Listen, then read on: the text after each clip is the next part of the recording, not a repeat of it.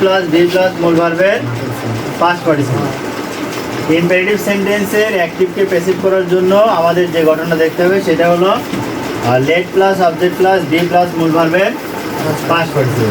যেমন close the door, close the door. এখন imperative sentence চেনার সহজ উপায় কি, যে সেন্টেন্সের শুরুতেই কি থাকবে, ভার্ব থাকবে। যদি সেন্টেন্সের শুরুতেই ভার্ব থাকে তাহলে আমরা ধরে নেব এটা ইম্পারেটিভ সেন্টেন্স। তাহলে ক্লোজ দ্য ডোর, এখানে ক্লোজ হচ্ছে ভার্ব, সেন্টেন্স শুরুতে ভার্ব আছে, তাহলে ইম্পারেটিভ সেন্টেন্স। তাহলে ইম্পারেটিভ সেন্টেন্সের অ্যাক্টিভকে প্যাসিভ করার জন্য আমাদের কি করতে হবে, শুরুতে লেট দিতে হবে।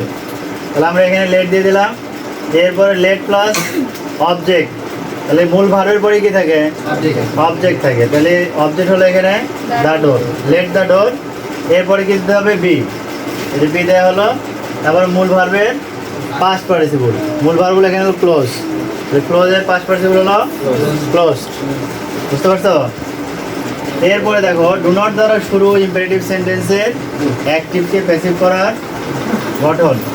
এটা সেম কাহিনী, লেট প্লাস সরাসরি আমরা কি দেবো, let not, let not plus object plus be plus মূল ভার্বের পাস্ট পার্টিসিপল। এইখানে উপরেরটা নিচেরটার মধ্যে পার্থক্য কি, যেহেতু এটা নেগেটিভ সেন্টেন্স ডু নট, সেই ক্ষেত্রে লেটের সাথে শুধু নট যোগ করতে হবে, আর সবগুলো কিন্তু ঠিক আছে।